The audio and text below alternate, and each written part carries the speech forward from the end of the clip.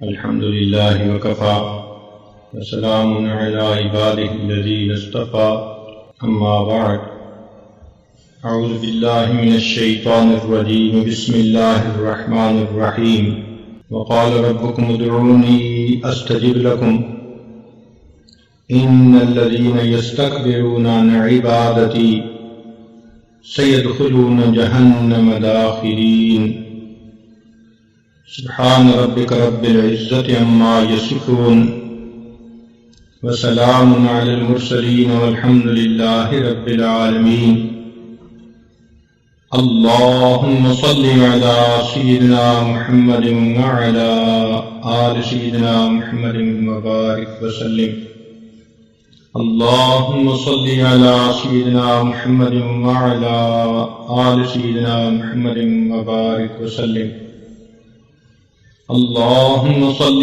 على سيدنا محمد وعلى آل سيدنا محمد وبارك وسلم اللہ رب العزت اپنی صفات میں کامل ہیں، بندہ اپنی صفات میں ناقص ہے۔ اللہ تعالیٰ ہر خیر کے دینے والے ہیں اور بندہ ہر خیر کا لینے والا ہے۔ بندے کی نقائص کا یہ عالم کہ یہ سامنے دیکھے تو اسے پیچھے نظر نہیں آتا، دائیں دیکھے تو بائیں نظر نہیں آتا، اوپر دیکھے تو اسے نیچے نظر نہیں آتا، جبکہ اللہ رب العزت کا دیکھنا اتنا کامل ہے۔ کالی رات ہو، کالی چٹان ہو، اس کے اوپر اگر کوئی کالی چیونٹی بھی چل رہی ہو تو اللہ رب العزت اس کو چلتا ہوا دیکھتے ہیں۔ انسان کا سننا اتنا ناقص کہ اگر ایک وقت میں یہ کسی سے گفتگو کر رہا ہو اور دوسرے لوگ بھی آپس میں قریب بیٹھے باتیں کر رہے ہوں تو اس کو بات سننے میں دشواری ہوتی ہے۔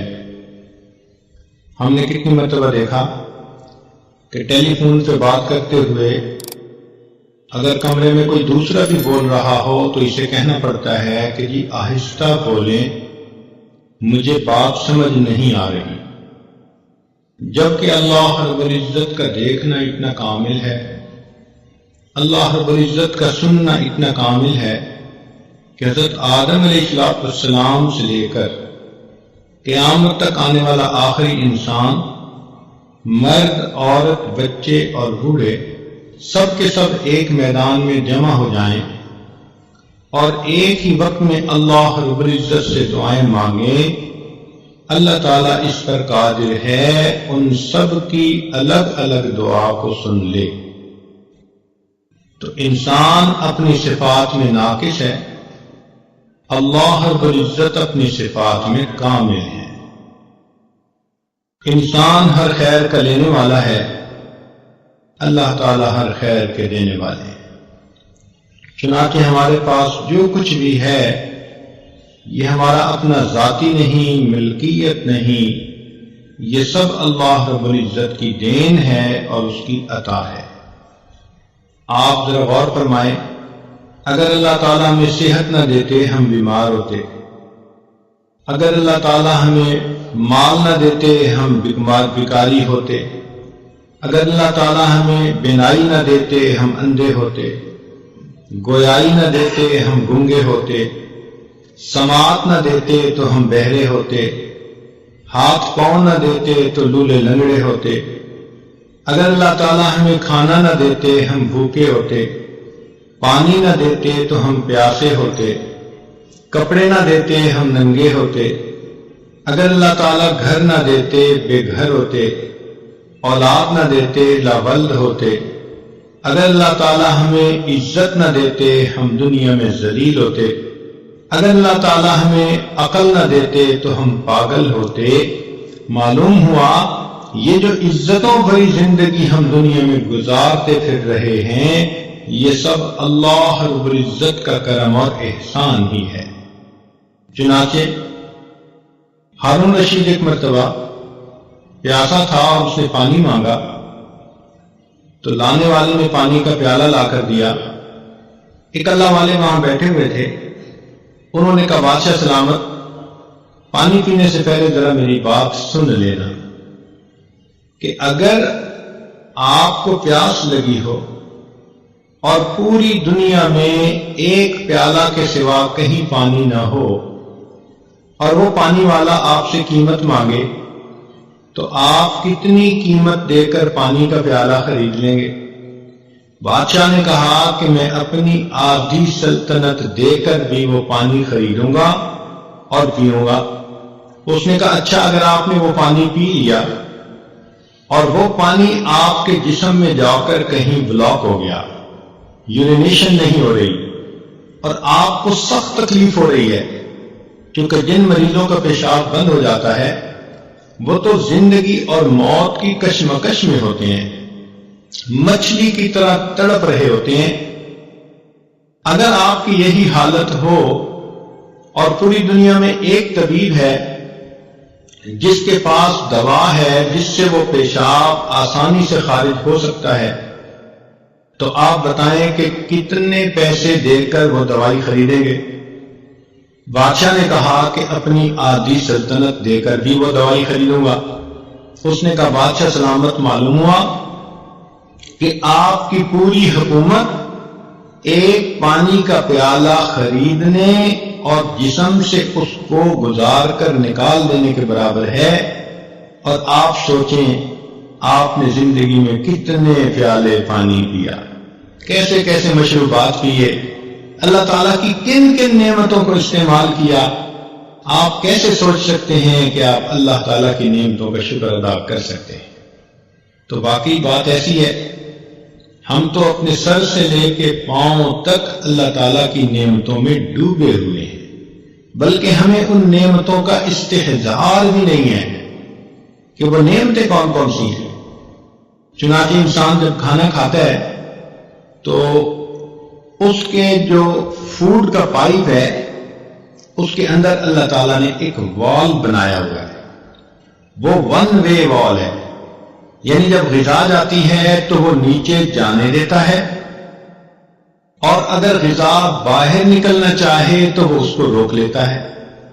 اسی لیے ابھی ایک بندے نے کھانا کھایا اور ابھی وہ سر کے بل کھڑا ہو جائے تو اس کے منہ سے غذا واپس نہیں آتی، وہ وال اسے روک لیتا ہے۔ ہمیں احساس ہی نہیں کہ یہ اللہ تعالیٰ کی کتنی بڑی نعمت ہے۔ چنانچہ ہمارے تعلق والے دوست ڈاکٹر ہیں نیو یارک میں، ایک مرتبہ ہمارے ہاں مہمان آئے تو ہم نے ان کے لیے بستر بچھایا۔ وہ کہنے لگے کہ حضرت میں تو لیٹ کر سونے کی نعمت سے محروم ہوں۔ پوچھا وہ کیوں؟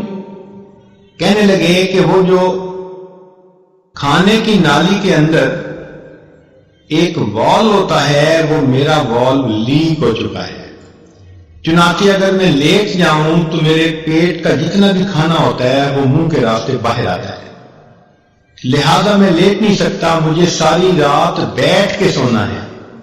چنانچہ ہم نے دیکھا کہ ساری رات وہ بندہ بیٹھا اور ایسے بیٹھے بیٹھے اوٹ لگا کر سویا۔ اس دن ہمیں محسوس ہوا کہ اے اللہ، لیٹ کر سو جانا بھی آپ کی کتنی بڑی نعمت ہے۔ ایک نوجوان کا ایکسیڈنٹ ہوا، اس کے آنکھ کے اوپر جو کور ہے وہ کٹ گیا، چنانچہ ایک آنکھ بالکل ننگی جیسے مچھلی کی آنکھ ہوتی ہے، زخم تو مندمل ہو گیا۔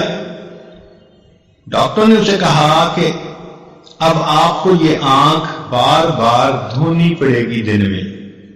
کیوں؟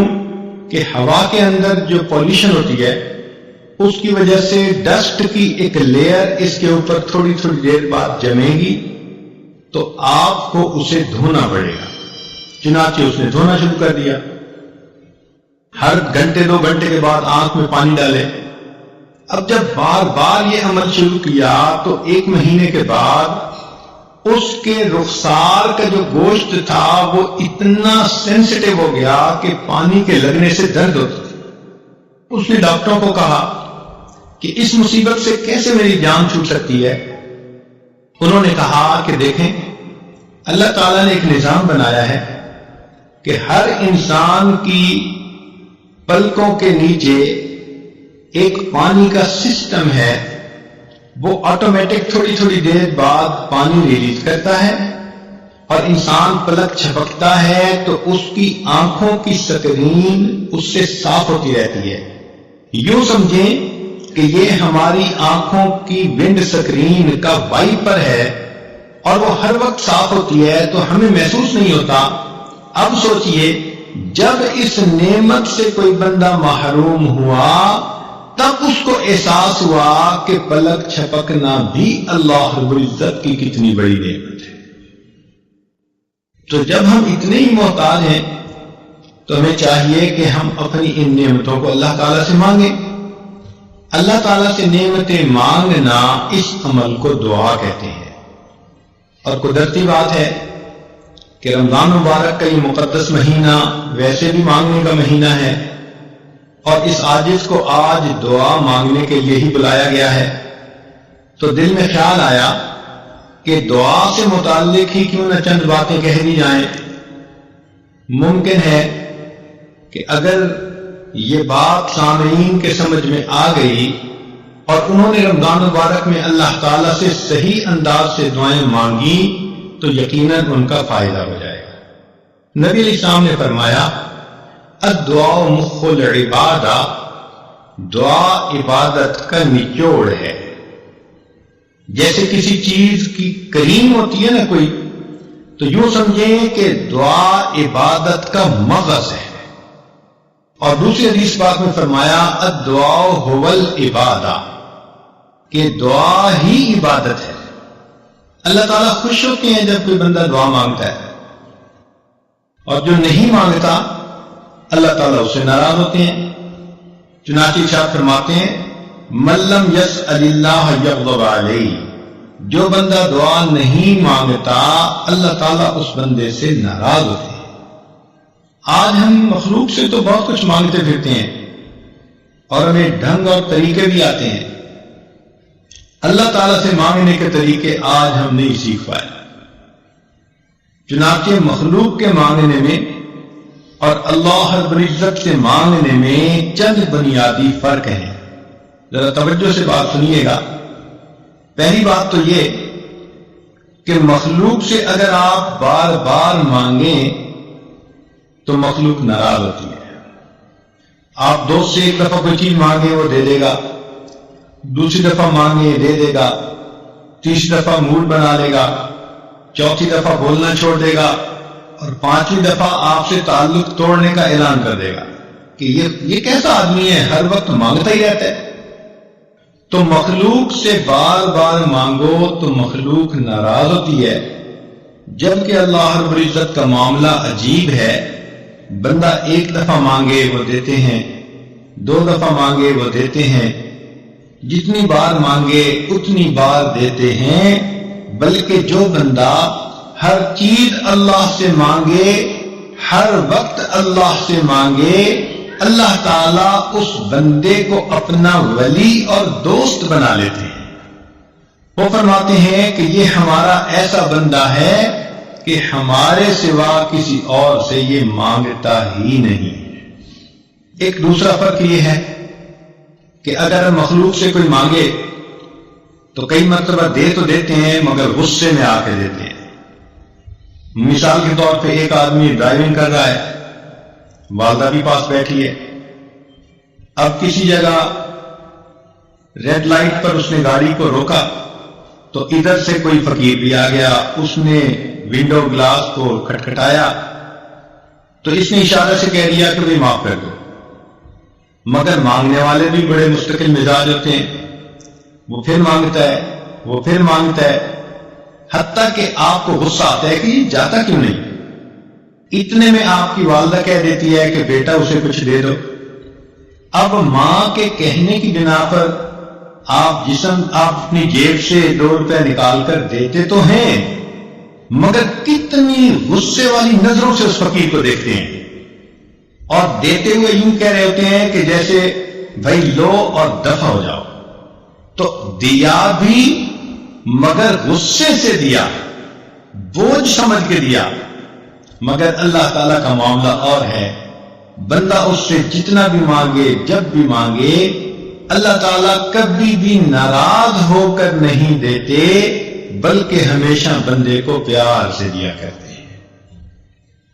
پھر مخلوق کے معاملے میں ایک اور بھی ہے کہ اگر آپ کسی امیر بندے کے پاس جائیں اور ان سے کہیں گے کہ مجھے ایک چونی دے دیں، اور وہ بندہ اربوں پتی ہو، تو آپ سے غصہ کرے گا کہ آپ نے مجھے کیا فقیر سمجھا ہوا ہے جو مجھ سے چونی مانگنے آ گئے۔ اور اگر آپ کسی غریب کے پاس جائیں اور اسے کہیں بھئی مجھے 10 کروڑ کا قرضہ چاہیے، تو وہ ناراض ہو جائے گا، یار آپ نے میرے پاس کوئی خزانہ دیکھا ہے۔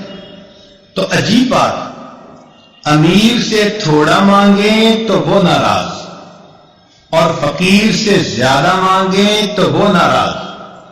مگر اللہ رب العزت کا معاملہ ایسا ہے کہ بندہ اس سے جتنا مانگے، تھوڑا یا زیادہ، اللہ تعالیٰ دیتے ہیں۔ بلکہ حدیث پاک میں آتا ہے، کوئی بندہ اپنے جوتے کا ٹوٹا ہوا تسمہ بھی اللہ سے مانگتا ہے، اللہ تعالیٰ وہ بھی دے کر خوش ہو جاتا ہے۔ پھر ایک فرق اور بھی ہے مخلوق سے مانگنے میں، کہ اگر وہ دیں گے تو دن کے کچھ وقت میں دیں گے، شام کو دروازے بند ہو جائیں گے۔ آپ رات کو کسی کے دروازے پہ جائیں تو دروازے کو بند پائیں گے۔ تو دروازے دینے والے کے کبھی کھلتے ہیں، کبھی بند ہو جاتے ہیں، مگر اللہ رب العزت کا دروازہ ایسا ہے کہ جو دینے والوں کے لیے ہمیشہ کھلا رہتا ہے۔ لا تأخذہ سنۃ ولا نوم، اللہ تعالیٰ کو نہ اونگ آتی ہے نہ نیند آتی ہے۔ کس لیے؟ ایسا نہ ہو میرا بندہ میرے دروازے پہ سائل بن کر آئے اور دینے والا سویا ہوا ہو۔ اللہ تعالیٰ کی شان اس سے بلند ہے، وہ کتنا کریم پروردگار ہے کہ جس کا دروازہ کبھی بند ہی نہیں ہوتا۔ پھر جن لوگوں کے پاس ہم جاتے ہیں ان کو خود اپنی ضرورتیں ہوتی ہیں۔ آپ اگر دنیا میں کسی سے مانگے، وہ کہے گا یار مجھے اپنی ضرورت ہے، میں نے قرضہ دینا ہے، حالات میرے ذرا ٹائٹ ہو گئے ہیں، میری پیمنٹ رک گئی ہے، مجھ سے قرضے والے مطالبہ کر رہے ہیں، میری کنسائنمنٹ جو ہے وہ رک گئی ہے، میرا کنٹینر پھنس گیا ہے، مارکیٹ کے حالات اچھے نہیں۔ تو آپ اگر مخلوق میں سے کسی سے مانگیں تو وہ خود محتاج اپنی 10 ضرورتیں آپ کو بیان کر دے گا، لیکن اللہ رب العزت سے مانگیں تو اللہ تعالیٰ کا معاملہ اور ہے۔ اللہ تعالیٰ وہ ذات ہے کہ سب اس کے محتاج ہیں، وہ کسی کا محتاج نہیں ہے۔ پھر مخلوق سے مانگنے میں اور اللہ تعالیٰ سے مانگنے میں ایک فرق اور بھی ہے کہ اگر دنیا میں کوئی بندہ ذرا ذی حیثیت بنتا ہے نا، تو اس کی کوشش ہوتی ہے کہ اپنوں کو نوازے۔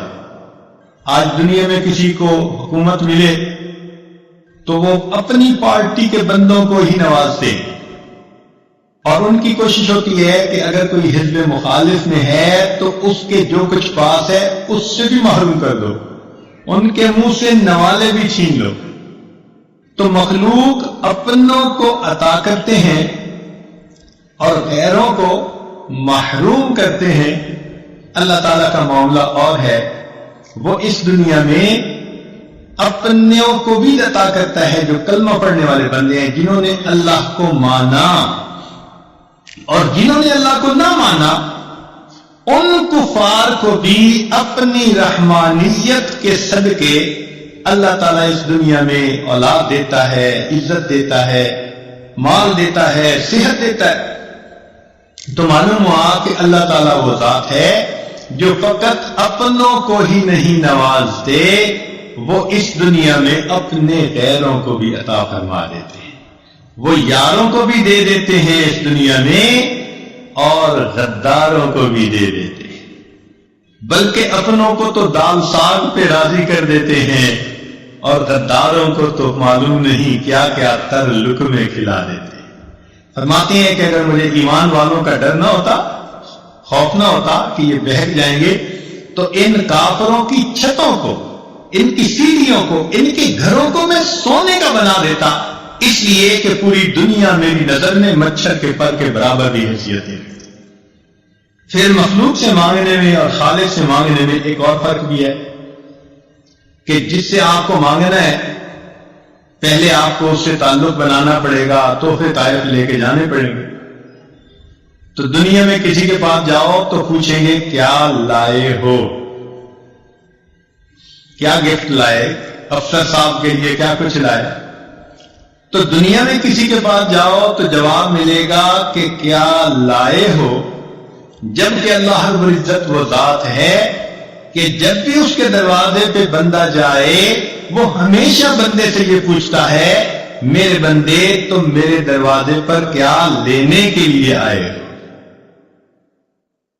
مخلوق کے بارے میں دیکھا کہ اگر وہ کسی پہ کچھ احسان کریں بھی اور انہیں اڑتی ہوئی خبر ملے کہ فلاں بندہ تو میرے بارے میں الٹی بات کر رہا تھا، تو وہ شک کی بنا پر بھی اپنے ان احسانات کو تعاون کو روک دیتے ہیں. حقیقت نہیں تھی بات، ایسے ہی کسی نے بات کر دی، کیونکہ یہ اس کو دے رہے ہیں، احسان کر رہے ہیں، تو شک کی بنا پر اس بندے کو محروم کر دیں گے. اور اللہ تعالیٰ کیا ذات ہے سبحان اللہ کہ اس کے بندے اگر بتقاضائے بشریت گناہ بھی کر بیٹھتے ہیں، حکم خدا کو توڑ بھی بیٹھتے ہیں اپنی جہالت کی بنا پر، اللہ تعالیٰ اپنی نعمتوں سے محروم پھر بھی نہیں کرتا. کبیرہ گناہ کر کے آتے ہیں اور گھر میں آ کے پلنگ پر میٹھی نیند سو جاتے ہیں. اللہ تعالیٰ ان کو نیند سے محروم تو نہیں کر دیتا. یہ تو نہیں کہ تم نے نماز قضا کی تو تمہارا کھانا ہضم نہیں ہوگا. اللہ تعالیٰ کتنی جو ہے وہ شفیق ذات ہے، رحیم ذات ہے کہ جو اپنے بندوں پر ان کے گناہوں کے باوجود بھی فوراً اپنی نعمتوں کے دروازے بند نہیں کرتا بلکہ ان کو مہلت عطا فرما دیتا ہے. تو اس سے معلوم ہوتا ہے کہ اگر بندے نے لینا بھی ہو تو مخلوق سے مانگنے کی بجائے اپنے پروردگار سے مانگے. مگر یہ مانگنا بھی ایک عمل ہے جو سیکھنا پڑتا ہے. آپ نے دیکھا ہوگا کورس کے اندر اپلیکیشن دینی ہو نا تو ہر بندہ تو وہ فارم بھر ہی نہیں سکتا. تو لوگ بیٹھے ہوتے ہیں جو کہتے ہیں جی آئیں ہم آپ کو فارم بھرنا سکھا دیتے ہیں. آپ نے پاسپورٹ کے لیے اپلائی کرنا ہے تو درخواست میں کتنی ٹیکنیکل پوائنٹس باتیں ہوتی ہیں، تو بندہ ضرور ہیلپ مانگتا ہے کسی سے کہ بھئی میں ایسا نہ ہو کہ کہیں غلط انفارمیشن دے بیٹھوں. عمرہ حج کا ویزا ہو تو کسی نہ کسی جاننے والے سے پوچھتا ہے کہ بھئی میں نے اپلیکیشن کیسے بھرنی ہے. اسی طرح اللہ والے وہ دعا مانگنے کا عمل جانتے ہیں. ہمیں ان سے پوچھنا چاہیے کہ جی ہم نے اگر اللہ تعالیٰ سے کوئی دعا کرنی ہے تو یہ بھی تو ایک اپلیکیشن بھرنے کی مانند ہے نا، تو ہم کیسے اپلیکیشن بھریں کہ اپروو ہو جائے. ہم نے دنیا میں دیکھا کہ اگر اپلیکیشن پراپر نہ بھری ہوئی ہو نا تو ریجیکٹ ہو جاتی ہے. بالکل یہی معاملہ اگر دعا پورے آداب کے ساتھ نہ مانگی جائے تو دعا بھی اللہ تعالیٰ کے حضور قبول نہیں ہوتی. اب ہم پھر پریشان ہوتے ہیں وہ جی ہماری دعائیں قبول کیوں نہیں ہوتی، اور معاذ اللہ ایسے الفاظ کہہ بیٹھتے ہیں جی اللہ تعالیٰ تو ہماری سنتا ہی نہیں. حالانکہ ان ربی لسمیع الدعاء، میرا پروردگار تو ہر بات کو دعا کو سنتا ہے. تو کیوں ایسا کہتے ہیں؟ بجائے اس کے کہ ہم یہ سوچیں اللہ تعالیٰ قبول نہیں کر رہے، کیوں نہ ہم یہ سوچیں کہ ممکن ہے ہماری دعا کے مانگنے میں کوئی فرق اور کمی ہو جس کی وجہ سے وہ قبولیت کے درجے بھی نہ پہنچ رہی. ایک بات یہاں اور بھی ذرا کلیئر کرنی ضروری ہے. ایک ہوتا ہے دعائیں کروانا اور ایک ہوتا ہے دعائیں لینا. دعائیں کروانا بھی عبادت ہے، نیک کام ہے، لیکن دعائیں لینا اس سے بھی بڑا نیک کام ہے. دعائیں کروانا تو یہ ہوا امی دعا کرو، ابو دعا کریں، حضرت جی دعا کریں، سر آپ میرے لیے دعا کریں، یہ تو ہوا دعا کروانا. یہ بھی کہنا چاہیے نبی علیہ السلام نے اس کی بھی تلقین فرمائی. چنانچہ عمر ایک مرتبہ عمرے پہ جا رہے تھے تو نبی علیہ السلام نے ان کو رخصت کرتے ہوئے فرمایا کہ بھائی ہمیں اپنی دعاؤں میں نہ بھولنا. تو نبی علیہ السلام کا یہ فرمانا امت کی تعلیم کے لیے تھا. ہم بھی دعاؤں کے لیے کہیں نیک لوگوں کو، بڑوں کو، لیکن اس سے بھی بڑا رتبہ اور درجہ یہ ہے کہ ہم ان کی دعائیں لینے والے بن جائیں۔ دعائیں لینا کیا ہوتا ہے؟ کہ انسان اتنا اچھا بنے، اتنا نیک بنے کہ اس کو دیکھ کر بے اختیار اس کے ماں باپ، اس کے پیر استاد کے دل سے اس کے لیے دعائیں نکل رہی ہیں۔ تو آج دعائیں کروانے والے بہت ہیں، دعائیں لینے والے بہت تھوڑے۔ تو کوشش یہ کرنی چاہیے کہ اللہ تعالی ہمیں دعائیں لینے والا بنائے۔ حدیث پاک میں آتا ہے کہ نبی علیہ الصلوۃ والسلام کے 3 شاگرد تھے اور تینوں کا نام عبداللہ تھا، اور وہ اتنا خدمت میں پیش رہتے کہ نبی علیہ الصلوۃ والسلام کا دل خوش ہوتا۔ آپ تہجد کی نماز میں ان تینوں کا نام لے کر ان کے لیے دعا مانگتے تھے۔ اس کا نتیجہ کیا نکلا کہ وہ تینوں دنیا کے اندر بہت عزتیں پانے والے بزرگ بنے۔ چنانچہ ان میں سے عبداللہ ابن عباس لانو امام المفسرین بنے، عبداللہ ابن عمر رضی اللہ تعالیٰ عنہ امام المحدثین بنے، اور عبداللہ ابن مسعود رضی اللہ عنہ امام الفقہاء بنے۔ اللہ نے تینوں کو ایسا وقت لگا دیا۔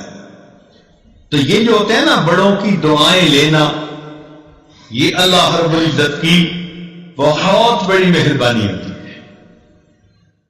بہرحال ایک بات ذہن میں رکھیے کہ آج ہم جو کوتاہی کرتے ہیں نا دعا مانگنے میں، وہ یہ ہوتی ہے کہ ایک تو ہم جلدی مایوس ہو جاتے ہیں۔ ہم چاہتے ہیں آج ہم نے دعا مانگی اور بس شام ہونے سے پہلے دعا کی قبولیت سامنے نظر آ جائے۔ آج کل عورتیں ایسے سمجھتی ہیں کہ جیسے ہم نے خامن کو صبح کام کہا تو شام تک ہونا چاہیے، اگر نہیں ہوا تو شکوہ کریں گی۔ یہ اللہ تعالیٰ کو بھی اسی طرح ڈیل کرتی ہے کہ یہ ہم نے فجر کی نماز میں دعا مانگی تھی اور شام تک دعا قبول ہی نہیں ہوئی، ادھر بھی شکوے کرنے بیٹھ جاتی ہے۔ اللہ تعالیٰ ہے، اس سے مانگنے کا طریقہ ہے، اس کی بارگاہ میں ناز نہیں چلتا، اس کے ہاں نیاز چلتی ہے، عاجزی چلتی ہے۔ کئی مرتبہ عورتوں کو دیکھا خط میں اپنے حالات لکھتی ہیں کہ جی میں نے دعا مانگی قبول نہیں ہوئی، بس میں نے تو دعائیں مانگنی چھوڑ دی۔ یعنی جیسے خامن سے روٹھ جاتا ہے، یہ خدا کی بندیاں اپنی کم علمی کی وجہ سے اپنے خدا سے بھی روٹھی پھرتی ہیں۔ یہ نہیں دیکھیں گی کہ بھائی دعا مانگنے میں تو کوئی کمی ہوگی نا، جس وجہ سے یہ اپلیکیشن ریجیکٹ ہو گئی ہے، اس پہ غور نہیں کریں گی، بلکہ اللہ تعالیٰ تو جی ہماری تو سنتا ہی نہیں۔ کیوں نہیں سنتا؟ حدیث پاک میں آتا ہے ہر بندے کی دعا قبول ہوتی ہے، مگر قبولیت کے 3 انداز ہیں۔ یا تو جیسے مانگی منوان قبول ہو گئی، یا اللہ تعالیٰ اس کے بدلے کوئی بڑی مصیبت اس بندے سے دور کر دیتے ہیں، یا اس کو نام اعمال میں ذخیرہ کے طور پر لکھوا دیتے ہیں، اور قیامت کے دن اس کو اتنا دیں گے۔ حدیث پاک میں آتا ہے کہ وہ بندہ دعا مانگے گا، اللہ دنیا میں میری کوئی دعا نہ پوری ہوتی، ہر دعا ذخیرہ بنی ہوتی، اور آج اس دن مجھے اس کا اجر ملتا تو کتنی اچھی بات ہوتی۔ 3 میں سے کسی نہ کسی ایک صورت میں دعا کا بدلہ ضرور ملتا ہے۔ اب اللہ تعالیٰ پابند تو نہیں ہے نا کہ ہم نے مانگی ہے تو اسی کو پورا کر دے۔ اللہ تعالیٰ حکمت والے ہیں، وہ دیکھتے ہیں کہ یہ دعا اس کے لیے پورا ہونا بہتر ہے یا برا ہے۔ کئی دفعہ بندہ پیسہ مانگتا ہے اور اللہ تعالیٰ جانتے ہیں کہ اس کو پیسہ مل گیا نا تو یہ اس کو ہضم نہیں کر پائے گا، یہ ایمان سے ہی محروم ہو جائے گا، یہ دین سے ہی محروم ہو جائے گا، تو اللہ تعالیٰ پھر اس کی اس دعا کو اس طرح قبول نہیں کرتے۔ جیسے بچہ انگارہ پکڑنا چاہے تو ماں کتنی محبت کرنے والی ہوتی ہے مگر انگارہ نہیں پکڑنے دیتی۔ اب بچہ روئے جی امی میری بات نہیں مانتی، نہیں، بچے کو نہیں پتا کہ وہ اس کے لیے نقصان دہ ہے، ماں کو پتا ہے۔ اسی طرح ہم نے جو مانگا ہمیں کیا پتا وہ ہمارے لیے ٹھیک ہے یا نہیں۔ اللہ تعالیٰ چونکہ رحیم و کریم ہے، اس لیے جو بندے کے لیے بہتر نہیں ہوتا اللہ تعالیٰ وہ نہیں کرتا. چنانچہ کئی بچیاں چاہتی ہیں کہ جی فلاں جگہ شادی ہو جائے. ہر بندہ چاہتا ہے پسند کی شادی ہو. تو ابھی ان کی اگر نیت بن گئی کہ ادھر شادی ہو جائے اور ہو نہیں رہی تو بس سب سے بیدار. بڑی دعائیں مانگی، بڑے وظیفے کیے، بڑا قرآن پڑھا، اور یہ ہماری تو دعا قبول ہی نہیں ہوتی. اللہ کی بندی، آپ کو کیا پتا کہ وہ جو اس وقت اتنی محبتوں کا تمہارے ساتھ اظہار کر رہا ہے کل کو تمہارے ساتھ وہ کیا برتاؤ کرے گا. ممکن ہے کل کو وہ تمہیں سرے سے ہی طلاق دے دے، کل کو وہ تمہاری بجائے کسی اور کے ساتھ اپنے تعلق بنا لے اور تمہیں گھر کے اندر ذلیل کرے، دوسروں کے سامنے بے عزت کرے، اور تم اس وقت جینے کی بجائے مر جانے کو ترجیح دینے لگو. تو اس وقت انسان سوچتا ہے جی ادھر میرا رشتہ ہو جائے، اور وہ کہتے ہیں جی میری دعا قبول ہی نہیں ہوتی. بھائی قبول اس لیے نہیں ہو رہی، اللہ تعالیٰ بہتر جانتی ہے. تو اس لیے دعا جب بھی مانگی جاتی ہے اگر بندے کے حق میں بہتر ہو تو اللہ تعالیٰ اسی طرح پورا کر دیتے ہیں، بہتر نہ ہو تو اللہ تعالیٰ پورا نہیں کرتے. مثال کے طور پہ ایک بندے نے کہا اللہ مجھے امیر بنا دے، غنی بنا دے. اللہ تعالیٰ نہیں بناتے. کیوں؟ اللہ تعالیٰ جانتے ہیں اس کو مال ملا تو یہ اولاد کی تربیت کر نہیں سکے گا، اس کی اولاد نافرمان بن کے ایمان سے بھی خارج ہو جائے گی. کتنے لوگ ہیں مال ان کے گھر میں آ جاتا ہے اور ان کی اولاد ان کے ہاتھوں سے نکل جاتی ہے. ہمیں کیا پتا کہ کس وجہ سے یہ دعا قبول نہیں ہو رہی. اللہ تعالیٰ پہ بھروسہ رکھیں، اعتماد رکھیں، اس کو اپنے اوپر ماں سے بھی 70 گنا زیادہ مہربان سمجھتے ہوئے سوچیں کہ کوئی نہ کوئی حکمت ہوگی جو من و ان قبول نہیں ہوگی. اور ہمیں کیا پتا کہ اللہ تعالیٰ نے اس دعا کے بدلے کوئی مصیبت سے بچایا ہو. آپ ذرا غور کریں، آپ گاڑی میں جا رہی ہیں اور کئی مرتبہ بس ایکسیڈنٹ ہوتے ہوتے بچتا ہے، تو ممکن ہے آپ کی مانگی ہوئی کسی دعا کے صدقے اللہ تعالیٰ نے آپ کو ایکسیڈنٹ سے بچا لیا. زلزلہ آیا، لاکھوں انسان مرے بھی اور زخمی بھی ہوئے. ہمیں جو اللہ نے اس زلزلے میں بچا لیا، کیا پتا کسی وقت کی مانگی ہوئی کوئی دعا.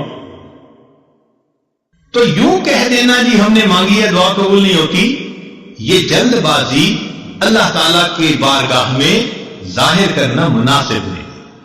دعا مانگنی چاہیے، مانگتے رہنا چاہیے. آپ نے دیکھا ہوگا کہ بچہ کوئی چیز مانگتا ہے تو ماں شروع میں منع کر دیتی ہے، نہیں دے دی. پھر مانگتا ہے، پھر وہ کہتی ہے نہیں دے دی، جیٹھی بھی دے دیتی ہے. لیکن جب بچہ مانگتا رہتا ہے، اس چھوٹے سے بچے کو بھی پتا ہے کہ میں مانگتا رہوں گا نا تو امی دے دے گی. چنانچہ تھوڑی دیر کے بعد جب وہ روتا دھوتا ہے ماں کے سامنے، ماں چیز بھی لے کے دے دیتی ہے اور اٹھا کے سینے سے بھی لگا لیتی ہے. تو اسی طرح دعا مانگنی ہو تو ہم نان سٹاپ بغیر تھکے اللہ سے مانگتے رہیں. ہمارا کام ہے مانگنا. مانگنے کے بعد ہم محروم نہیں رہیں گے، کسی نہ کسی صورت اس کا ریٹرن ہمیں ملے گا. یا تو وہ دعا ویسے قبول، یا اس کے بدلے کوئی بیماری جو ہے نا وہ دور کر دی جائے گی. کیا پتا کہ آپ دعا مانگتی رہیں اور اللہ تعالیٰ نے اس دعا کے بدلے کوئی سکن ڈیزیز ایسی تھی جس سے آپ کو بچا لیا. ورنہ اگر سکن ڈیزیز ہو جاتی اور چہرے پہ داغ دھبے پڑ جاتے تو اتنی محبت کرنے والے خامن صاحب کے بھی رخ بدلے ہوئے ہوتے. اللہ نے آپ کی صحت کو سلامت رکھا، کوئی ایسی بیماری نہیں لگائی، گھر میں الفتوں محبتوں کی زندگی گزارتی پھر رہی ہیں. پتہ نہیں ہے کس کس دعا کا نتیجہ ہے جو اللہ نے آپ کو یہ عزتیں دی ہیں. تو اس لیے دعا مانگنے میں فوراً توقع رکھنا کہ ابھی قبول ہو جائے، یہ بندگی کے آداب کے خلاف. جلدی مایوس نہیں ہونا چاہیے.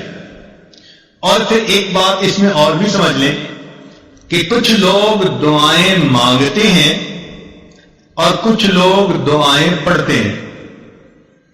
دعا پڑھنے سے دعا قبول نہیں ہوتی، دعا مانگنے سے دعا قبول ہوتی ہے. کیا فرق ہے دونوں میں؟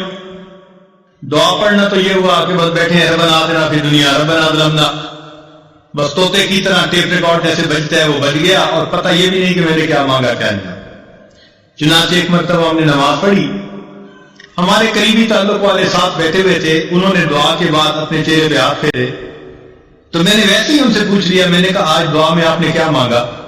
تو میری طرف دیکھ کے کہتے ہیں حضرت سچ بتاؤ مجھے نہیں یاد۔ یعنی ابھی اپنے چہرے پہ ہاتھ پھیرا اور ابھی یہ نہیں پتا کہ میں نے اللہ سے کیا مانگا۔ اتنی غفلت بھری دعا، تو اس کو کہتے ہیں دعائیں پڑھنا۔ تو دعائیں پڑھنے سے دعائیں قبول نہیں ہوتی، دعائیں مانگنے سے دعائیں۔ دیکھیے جس فقیر نے آپ سے 1 روپیہ مانگنا ہوتا ہے، وہ کپڑے بھی بڑے پھٹے پرانے پہن کے آتا ہے، وہ شکل بھی فقیروں والی بنا کے آتا ہے، اس کے بعد الفاظ بھی بڑے چن چن کے وہ بولتا ہے جو دوسرے کے دل کو ٹچ کرنے والے ہوں، آواز بھی بھرائی ہوئی ہوتی ہے، ہاتھ بھی کانپ رہے ہوتے ہیں۔ اب دیکھیے جس نے 1 روپیہ مانگنا ہے، وہ اتنا کچھ کر کے آپ کے دل کو اپنی طرف متوجہ کرتا ہے، تو جس بندے نے اللہ سے اللہ کو مانگنا ہو، پھر اس کو کتنی عاجزی اور فریاد سے اللہ سے مانگنا چاہیے۔ آج تو ہم دعا ایسے مانگتے ہیں جیسے اپنے ورکرز کو کام ذمہ لگا رہے ہوں۔ مثال کے طور پہ عورت دعا مانگے گی، اللہ میری بیٹی کا اچھا رشتہ آ جائے، میرے بیٹے کو نوکری مل جائے، میرا خاوند میرے سامنے اتنا اچھا ہو کہ میرے اشاروں پہ ناچنے لگ جائے، اے اللہ فلاں فلاں ہمارے جو حاسدین ہیں ان کا تو بالکل گھر ہی اجڑ جائے۔ یعنی ہم ایسے دعا مانگ رہے ہوتے ہیں جیسے کسی ماتحت کو کام ذمہ لگا رہے ہوتے ہیں۔ دعا مانگنا اور چیز ہے اور ماتحت کے ذمہ کام لگانا وہ اور چیز ہے۔ اللہ تعالیٰ ہے، اس انداز میں دعائیں مانگنا، یہ ہو جائے یہ ہو جائے یہ ہو جائے، جیسے سیٹھ صاحب بیٹھے ہوئے اپنے ورکر کو کام اسائنمنٹ دے رہے ہیں، تو اللہ تعالیٰ کو دعا میں اسائنمنٹ نہ دیا کریں۔ اللہ تعالیٰ کے سامنے عاجزی اور زاری کا اظہار کر کے، بندگی کا اظہار کر کے، اللہ کی عظمت کو مان کے اللہ سے دعا کیا کریں، سوال کیا کریں۔ تو جب ہم اس طرح سے مانگیں گے تو دعائیں جلدی قبول ہوں گی۔ ہم الزام ان کو دیتے تھے، قصور اپنا نکل آیا، ہم شکوہ لیے پھرتے ہیں جی ہماری سنتا ہی نہیں، حالانکہ دعا مانگنے میں کتنی کوتاہیاں ہم خود کر لیتے ہیں۔ چنانچہ حجاج بن یوسف کے بارے میں آتا ہے کہ طواف کر رہا تھا اور ایک نابینا وہاں بیٹھا دعا مانگ رہا تھا، اے اللہ مجھے بینائی عطا کر دے۔ تو حجاج بن یوسف رکا اور اس نے اس کو ٹھوکر لگائی اور کہا بندے تجھے پتہ ہے میں کون ہوں؟ اس نے کہا نہیں۔ اس نے کہا میں حجاج بن یوسف ہوں۔ اب اس کے بارے میں مشہور تھا کہ یہ بہت ہی زیادہ سخت طبیعت کا بندہ ہے، جو کہہ دیتا ہے نا وہ پورا کر دیتا ہے۔ چنانچہ اس کا نام سن کے اندھا گھبرا گیا کہ آج میرا کس سے واسطہ پڑ گیا۔ تو حجاج بن یوسف نے کہا کہ دیکھ میں طواف کر رہا ہوں، اگر میرا طواف مکمل ہونے تک تیری بینائی ٹھیک نہ ہوئی تو میں نے تیرے قتل کا حکم دے دینا ہے۔ اور اس نے ایک پولیس والا بھی ساتھ کھڑا کر دیا کہ یہ اندھا بھاگ نہیں رہ پائے، اور خود طواف کرنے لگ گیا۔ اب تو جی اندھے کا حال عجیب، آنسو بھی گر رہے ہیں اور کانپ بھی رہا ہے اور دعا مانگ رہے، اللہ پہلے تو بینائی کا سوال تھا، اب تو میری زندگی کا سوال۔ ایسے تڑپ کے اس نے دعا مانگی۔ کہتے ہیں کہ حجاج بن یوسف جب واپس آیا اللہ نے اس کی بینائی عطا فرما دی۔ تو حجاج بن یوسف نے اسے کہا کہ جیسے تم پہلے بیٹھے دعا مانگ رہے تھے نا، ساری عمر بیت اللہ کے سامنے اس طرح بیٹھ کے دعا مانگتے، تمہاری دعا قبول نہیں ہو سکتی تھی کیونکہ یہ زبان سے نکل رہی تھی، دل سے نہیں نکل رہی تھی۔ اب جب تمہیں اپنی جان کا خوف ہوا، اب تڑپ کے دل سے دعا مانگی، اور دل سے جو بات نکلتی ہے اثر رکھتی ہے، پر نہیں طاقت پرواز مگر رکھتی ہے۔ تو اس لیے دعا ہمیشہ انسان ایسے مانگے کہ تڑپ کے مانگے، دل سے دعا نکلے، پھر دیکھیں اس کے بعد اللہ رب العزت کی طرف سے کیسے رحمتیں ہوتی ہیں۔ ایک بات ذہن میں رکھنا کہ جو شرفاء ہوتے ہیں نا، سخی لوگ ہوتے ہیں، ان سے اگر کوئی تھوڑا بھی مانگے نا تو وہ اپنے مقام کے مناسب زیادہ لیتے ہیں۔ مثلا اگر کوئی مجھ سے سوال کرے تو ہو سکتا ہے میں اس کو 10 روپے دے دوں، کسی امیر سے سوال کرے وہ 1000 روپیہ دے دے، کسی وزیر سے بات کرے وہ 10,000 دے دے، ملک کے صدر سے جا کر مانگے تو وہ 1,00,000 روپیہ دے دے، اور اگر سعودی عرب کے بادشاہ سے مانگے تو وہ ملین میں دے دے گا، اس لیے کہ اس کا دین اتنی بڑی۔ تو دنیا کا ہر بندہ اپنی شان کے مطابق دیتا ہے، یہ ذہن میں یاد رکھ لیجئے۔ اللہ تعالیٰ جب قبول فرماتے ہیں تو بندے کو اپنی شان کے مطابق عطا فرماتے ہیں، وہ اتنے کریم پروردگار ہیں۔ چنانچہ بندے کے یعنی مانگنے والے کا دامن چھوٹا اور دینے والے کی دین بڑی ہوتی ہے۔ جس نے بھی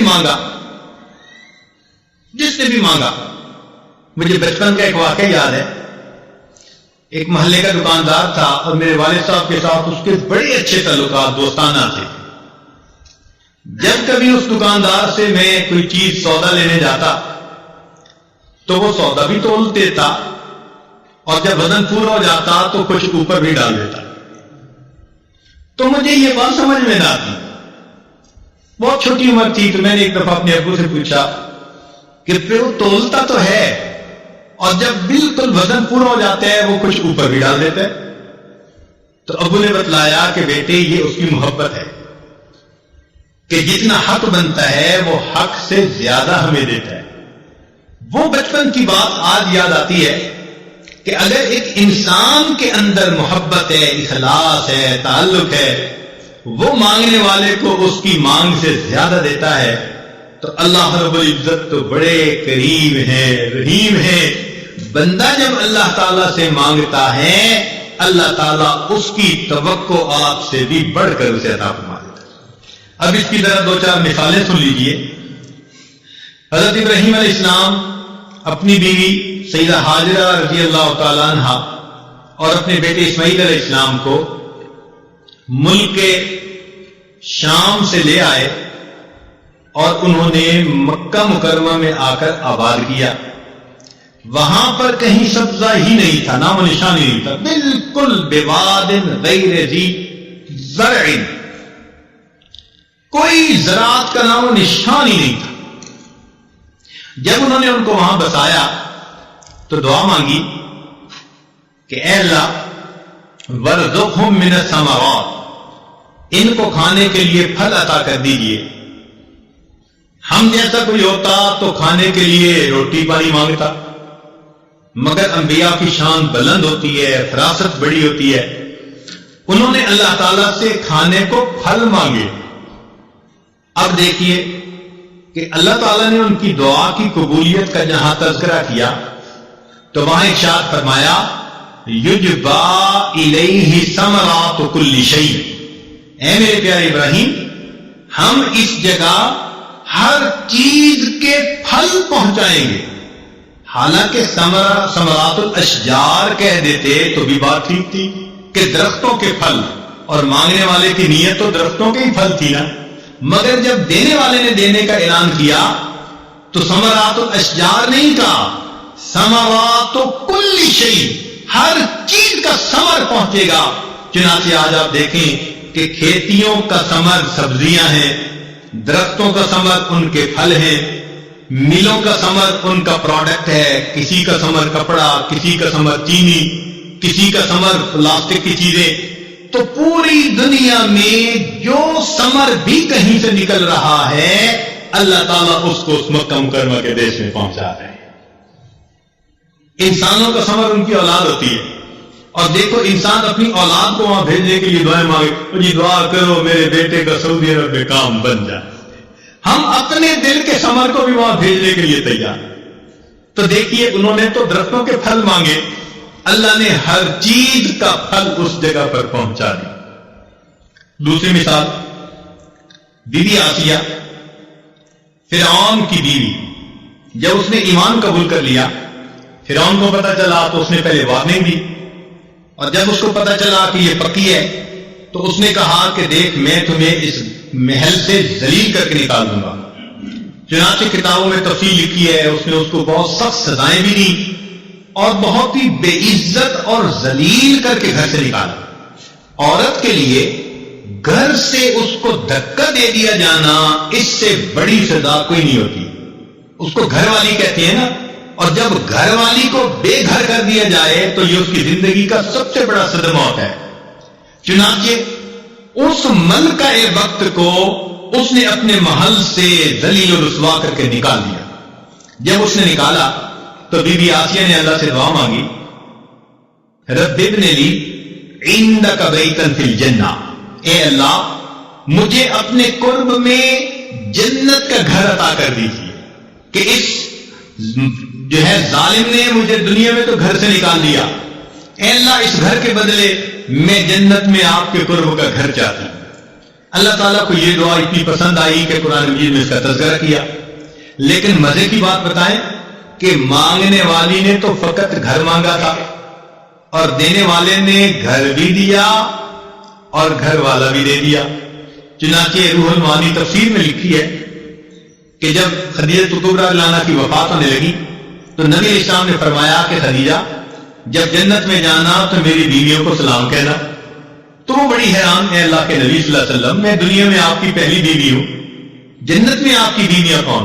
تو نبی علیہ السلام نے فرمایا کہ اللہ تعالیٰ نے بی بی مریم اور آسیہ کو جنت میں میری بیویوں میں شمار فرما لیا. سبحان اللہ, مانگنے والی نے گھر مانگا تھا, دینے والے کی دین کتنی بڑی ہے, اللہ تعالیٰ اس کو اپنے محبوب کے ایسا کامل عطا فرما دیا. سیدنا عمر رضی اللہ عنہ مکہ مکرمہ سے مدینہ آ رہے, رات کو ایک جگہ لیٹ گئے, تہجد کے وقت آنکھ کھلی, دیکھا کہ آسمان پہ چاند چمک رہا ہے, نور برسا رہا ہے, خنکی تھی, رحمت کے نزول کا وقت تھا. تو ایسے وقت میں پھر اللہ سے مانگنے کو دل کرتا ہے. تو عمر رضی اللہ عنہ نے اٹھ کر اللہ سے دو دعائیں مانگی. ایک تو آسمان کے چاند کو دیکھ کے ان کو اپنے مدینہ کا چاند یاد آ گیا, نبی علیہ السلام کی یاد آئی, تو انہوں نے دو دعائیں مانگی. اللہم ارزقنی شہادتا فی سبیلک, اللہ مجھے اپنے راستے میں شہادت عطا فرما, واجعل قبری فی بلد حبیبی, اور اپنے محبوب کے شہر میں میری قبر بنا دیجیے. اپنی دو دعائیں, دو آرزویں, دو حسرتیں اللہ کے سامنے پیش کی. اللہ تعالیٰ نے دعا کو قبول کر لیا, مگر دعا کو قبول کیا تو کیسے کیا؟ شہادت تو انہیں پہاڑ کی چوٹی پہ مل سکتی تھی, زمین کی گہرائیوں میں مل سکتی تھی, کہیں دریا میں مل سکتی تھی, کہیں گلی کے موڑ پہ مل سکتی تھی, مگر نہیں, اللہ تعالیٰ نے امت لانوں کو شہادت تو دی. کہاں پر؟ باوضو ہیں, نماز کی حالت میں ہیں, اور نبی علیہ السلام کی مسجد میں ریاض الجنہ میں مصلے کے اوپر کھڑے ہیں, وہاں ان کو زخم لگایا جاتا ہے جو بالآخر شہادت کا سبب بنتا ہے. اب انہوں نے تو یہ تو نہیں مانگی تھی اللہ اپنے محبوب کے مصلے پہ مجھے شہادت عطا. تو مانگنے والے نے دیکھو فقط شہادت مانگی, مگر دینے والے کی دین اتنی بڑی کہ مانگنے والے کی توقعات سے بھی زیادہ ہوتی ہے. انہوں نے دعا مانگی تھی, اللہ محبوب کے شہر میں مجھے دفن ہونا نصیب فرما. تو اگر جنت بقیع میں دفن ہو جاتے تو دعا پوری ہو جاتی, مگر نہیں. اللہ تعالیٰ نے جب دعا قبول کی تو ان کی توقع سے بڑھ کر معاملہ کیا. کیا کہ اللہ تعالیٰ نے ان کے لیے اپنے محبوب کے حجرے میں محبوب کے قدموں میں دفن ہونے کی توفیق عطا فرما دی. تو دستور یہ نکلا کہ مانگنے والا جو بھی مانگتا ہے, دینے والا اس کی امیدوں سے بڑھ کر اپنی شان کے مطابق عطا فرماتا ہے. وہ دینے والا بڑا کریم ہے. خدا کی دین کا موسیٰ سے پوچھئے احوال کہ آگ لینے کو جائیں پیمبری مل جائے. ہم کو شکوہ ہے ہمارا مدعا ملتا نہیں, دینے والے کو گلا ہے کہ گدا ملتا نہیں. غفلت شعاری دیکھ کر بندے کی کہتا ہے کریم, دینے والا دیکھ سے دستے دعا ملتا نہیں. مانگنے والا ہاتھ ہو اور دل ہو تو پھر اللہ کیوں نہ عطا فرمائیں, وہ تو بلکہ دے کے خوش ہوتے ہیں. اس لیے ہمیں چاہیے کہ ہم اللہ کے حضور اللہ سے خوب نعمتیں مانگیں. ہمارے جانے میں دیر ہے, اس کی عطا میں دیر نہیں ہے. ہم تو مائل بکرم ہیں کوئی سائل ہی نہیں، راہ دکھلائے کسے راہ رب منزل ہی نہیں، دور تو موجود ہے موسیٰ ہی نہیں۔ جب رات مانگنے کا وقت ہوتا ہے، عام دنوں میں تہجد کے وقت فجر کے وقت آنکھ ہی نہیں کھلتی، کس قدر تم پہ گراں صبح کی بیداری ہے، ہم سے کب پیار ہے ہاں نیند تمہیں پیاری۔ تو اس لیے ہم اللہ تعالیٰ سے اگر اس قبولیت دعا کے وقت میں مانگیں، حدیث پاک میں آتا ہے کہ تہجد کے وقت ایک فرشتہ کہتا ہے حل من سائل فاعطی لہ، ہے کوئی سوال کرنے والا کہ جس کے سوال کو پورا کر دیا جائے۔ تو جب اللہ تعالیٰ کی طرف سے اعلان ہو رہا ہے کہ مانگنے والوں مانگو، ہم اس وقت میٹھی نیند سوئے ہوئے، گھوڑے بیچ کے سوئے ہوئے، پتہ ہی نہیں ہوتا کہ بھئی ہم نے تہجد بھی پڑھنی ہے، فجر کی نماز بھی پڑھنی ہے۔ کئی لوگوں کے لیے تو رمضان المبارک میں سحری میں اٹھنا مشکل، عورتیں کہتی ہیں جی بس رات کھا لیں گے صبح اٹھا نہیں جاتا۔ اب بتائیے یہ ہمارا حال ہے۔ تو رمضان کے کچھ دن باقی رہ گئے، ان میں ہم اللہ تعالیٰ سے مانگیں۔ دیکھیے کتابوں میں لکھا ہے کہ ایک بوڑھا جس کی عمر 90 سال، بیوی بھی فوت ہو گئی، اولاد بھی نہیں تھی، بھائی بہن بھی چلے گئے، ماں باپ بھی چلے گئے، پوری دنیا میں وہ تنہا ہے۔ کسی پڑوسی نے اس کی روٹی ذمہ لے لی تھی اور انہوں نے اپنی بیٹھک میں اس کو رکھ لیا تھا، لیکن اس کی کھانسی کے بدلے بلغم کے بدلے ان کے دل خراب ہوئے تو انہوں نے اس کو بھی جواب دے دیا۔ اب جب انہوں نے بھی اپنے گھر سے دھکا دے دیا، یہ بے سہارا بوڑھا، پوری دنیا میں اس کا کوئی نہیں، اب اگر اس کا دل ٹوٹا تو یہ سوچتا ہے کہ میں کہاں جاؤں، تو خیال آتا ہے کہ کیوں نہ میں اپنے رب سے جا کے دعا مانگوں۔ تو یہ بوڑھا ہانپتا ہوا کانپتا ہوا لاٹھی پکڑے، جھکی ہوئی کمر ہے، آنکھوں پہ اینک لگی ہوئی ہے، منہ میں دانت نہیں، پیٹ میں آنت نہیں، طاقت نہیں۔ اب اس وقت اگر یہ اللہ کے گھر کی طرف آہستہ آہستہ چل رہا ہے تو اللہ رب العزت اس باغی بوڑھے سے یہ نہیں پوچھتے تو نے اپنی جوانی کہاں ضائع کی، تیرا جمال کہاں گیا، تیرا مال کہاں گیا، اب تجھے میرا در یاد آیا۔ اللہ تعالیٰ اس باغی بوڑھے سے بھی شکوے نہیں فرماتے۔ اگر وہ اپنی موت سے پہلے زندگی میں اللہ کے در پر چل کر آتا ہے، اللہ تعالیٰ فرماتے ہیں کہ اگر وہ ایک بالش چلتا ہے میری رحمت 2 بالش چلتی ہے، وَإِنْ أَتَانِي يَمْشِي أَتَيْتُهُ هَرْوَلًا، اگر وہ میری طرف چل کے آتا ہے میری رحمت اس کی طرف دوڑ کے جا رہی ہوتی۔ تو جو پروردگار اتنا کریم ہے، کیوں نہ ہم اس کے در پہ جا کے اپنے آنے والی زندگی کے اچھے فیصلے مانگیں، اپنے اچھے نصیبے کی دعا مانگیں۔ اللہ رب العزت فرماتے ہیں وَأَمَّا السَّائِلَ فَلَا تَنْهَرْ، اور سوالی کو انکار نہ کرو۔ اب سوچنے کی بات ہے، جب ہم جیسے کمزوروں کو اللہ حکم دیتے ہیں کہ تم سوالی کو جھڑکی نہ دو، روکو نہیں، تم سوالی کو انکار نہ کرو، تو اگر کوئی بندہ اس پروردگار کے در پر سوالی بن کر کھڑا ہوگا اور بیٹھے گا، اللہ تعالیٰ اپنے اس بندے کو کیسے انکار فرمائیں گے؟ یقیناً مانگنے کی کمی ہوتی ہے، دینے والے کی دین میں تو کوئی کمی نہیں، وہ تو دے کے خوش ہوتا ہے، بلکہ فرماتا ہے کہ وَقَالَ رَبُّكُمُ ادْعُونِي أَسْتَجِبْ لَكُمْ، تمہارے رب نے یہ فرمایا تم دعا مانگو میں قبول کروں گا۔ اللہ کا کلام بھی سچا اور اللہ تعالیٰ بھی سچے ہیں، لہذا ہم پکے یقین کے ساتھ اللہ تعالیٰ سے دعائیں مانگیں، اللہ تعالیٰ ہماری پریشانیوں کو دور کر دے اور اللہ تعالیٰ ہمیں در در کے دھکے کھانے سے بچا لے۔ میرے دوستوں اور میری عزیز بہنوں، آج اس وقت اتنا مسلمان اتنی پریشان ہے کہ یوں لگتا ہے کہ تسبیح ٹوٹی اور جس طرح دانے اوپر سے گرتے ہیں اس طرح امت مسلمہ پر پریشانیاں آ رہی ہیں، گر رہی ہیں، ہر طرف ذلت ہے، ہر طرف پریشانی ہے۔ اے خاصہ خاصان رسول، وقت دعا ہے، امت پہ تیری آ کے عجب وقت پڑا ہے، یہ دعا مانگنے کا وقت ہے۔ تو یہ عاجز گزارش کرتا ہے اجتماعی طور پر بھی دعائیں مانگے اور گھروں میں تہجد کے اوقات میں انفرادی طور پر بھی دعائیں مانگے۔ اللہ تعالیٰ مصیبت کی یہ گھڑیاں دور کر دے اور امت مسلمہ کو عزت رفتہ نصیب فرما دے، اور اللہ تعالیٰ ہمیں در در کے دھکے کھانے سے بچا لے۔ یاد رکھیے کہ دنیا میں تو ایک در بند ہوا، دوسرا کھل جائے گا، اس لیے کہ اس کا نعم البدل دنیا میں موجود ہوتا ہے۔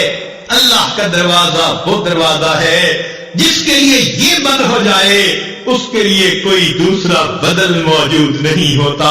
لِكُلِّ شَيْءٍ إِذَا فَارَقْتَهُ عِوَضٌ وَلَيْسَ لِلَّهِ إِن فَارَقْتَ مِنْ عِوَضٍ۔ اے آدمی، اے دوست، تو جس سے بھی دنیا میں دور ہوا تیرے لیے اس کا کوئی نہ کوئی بدل موجود ہوگا۔ اگر تو اللہ سے جدا ہو گیا تیرے لیے اللہ کا بدل کوئی دوسرا نہیں۔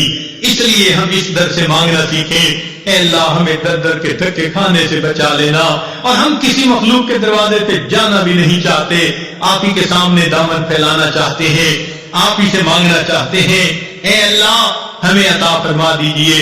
کسی نے کیا اچھی بات کہی کہ تنگ دستی کے جو عالم میں گھبراتا ہوں، تنگ دستی کے جو عالم میں گھبراتا ہوں، پر درے غیر پہ جاتے ہوئے کتراتا ہوں، تنگ دستی کے جو عالم میں گھبراتا ہوں، پر درے غیر پہ جاتے ہوئے کتراتا ہوں، ہاتھ پھیلانے میں محتاج کو غیرت کیسی،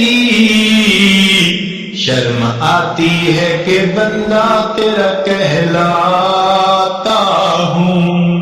اے اللہ بندے ہم آپ کے کہلائیں اور غیروں کے در پہ اپنی پیشانیاں جھکائیں، ہمیں یہ پسند نہیں۔